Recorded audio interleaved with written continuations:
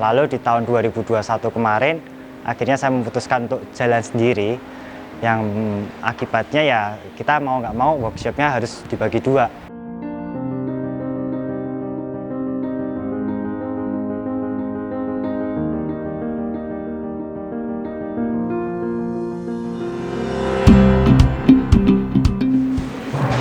Hai, perkenalkan saya Osi, saya founder dari Lavaro. Saat ini kita lagi berada di programnya Mitra Tako, Grebek Workshop. Yuk, main ke workshop saya.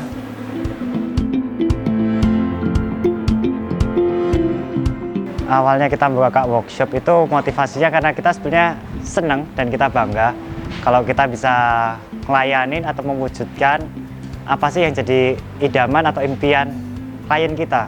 Dan kalau kita dipercaya untuk ngerjain interiornya dan mereka puas, itu suatu kebanggaan dan motivasi buat kami. Nah, kalau dari saya pribadi, kebetulan keluarga saya, mama saya teknik sipil, kakak pertama saya teknik sipil, kakak kedua saya desain interior, lalu saudara saya juga pemain teknik sipil. Jadi dari kecil saya udah kurang lebih udah masuk ke bidang-bidang teknis seperti itu. Orang tua udah tahu saya kayaknya bakatnya dari kecil apa. Nah, dari situ saya diarahin lah, coba kamu kerja ikut teman papa, dia main di interior kontraktor, dan kebetulan kita cocok.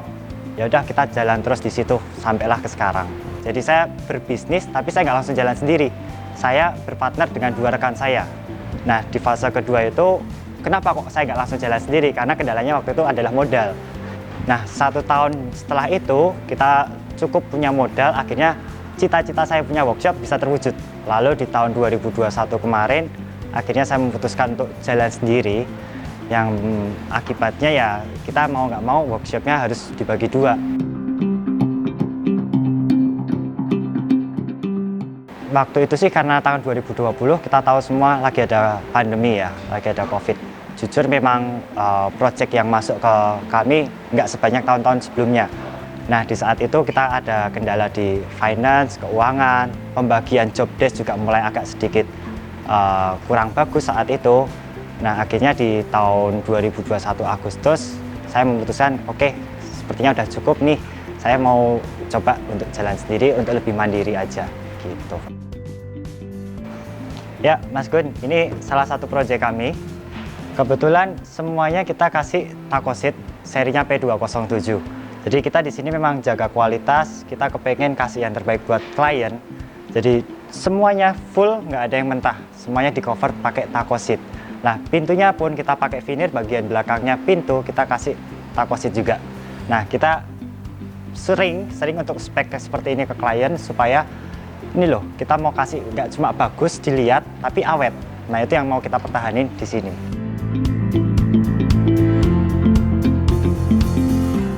Kalau project yang paling berkesan ada banyak. Kita pernah ngerjain hotel, kebetulan ownernya hotel Jepang, ownernya orang Jepang. Kita tahu lah orang Jepang detail banget, apalagi soal waktu juga on time. Terus kita pernah kerjain kantor Indosemen, ownernya orang bule, itu juga sama. Lalu kalau nilainya yang paling besar sih, yang terakhir pernah kita kerjain hotel Sheraton di Belitung. Itu yang sejauh ini paling besar yang pernah kita kerjain. Totalnya sih ada 100 lebih, kita kebetulan dapat 50% dari kuantiti kamarnya. Value-nya kurang lebih hampir 5M. Omset sekitar 400 sampai 500-an. Dari Agustus sampai akhir tahun kemarin ya.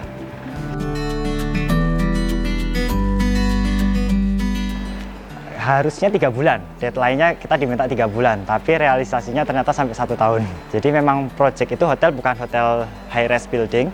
Jadi kita di situ seperti rumah-rumah. Nah, saat kita datang ternyata banyak unit yang masih belum siap. Jadi mau nggak mau kita pasang satu, nanti satu unit, satu rumah lagi jadi kita pasang lagi satu. Nah, itu yang bikin agak terpending. Pasti secara cost membengkak. Kita bilang biaya tiket pesawatnya pun di awal tahun sama akhir tahun udah beda hampir 2 kali lipat. Itu biaya cost. Karena itu proyeknya bukan di Jakarta sini, itu di luar pulau. Itu yang jadi costnya cukup membengkak lah.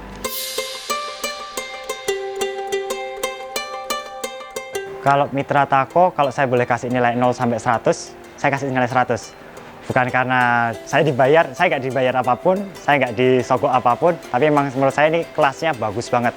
kita nggak cuma diajarin produknya HPL, vinyl, dan lain-lain, tapi kita juga diajarin caranya nge-branding, caranya ngelola tim, caranya membangun hubungan, bahkan sampai ke pajak yang saya waktu itu nggak bisa, saya pun diajarin lagi di situ. Jadi kalau buat teman-teman yang belum gabung atau belum ikut kelasnya, saya 100% akan rekomendasiin untuk ikut. Karena ini yang bagus ya, kita nggak ngomongin gratisnya kelas ya, tapi pembicaranya itu memang bagus. Setelah kelasnya selesai, kita masih dibina lagi, dikumpulin di satu grup buat saling sharing. Jadi kalau kita ada kendala, kita ada masalah, kita bisa tanya di situ. Jadi ini suatu upaya dari Tako yang menurut saya positif banget untuk kemajuan furniture di Indonesia. Harus gabung kelas Mitra Tako, gitu.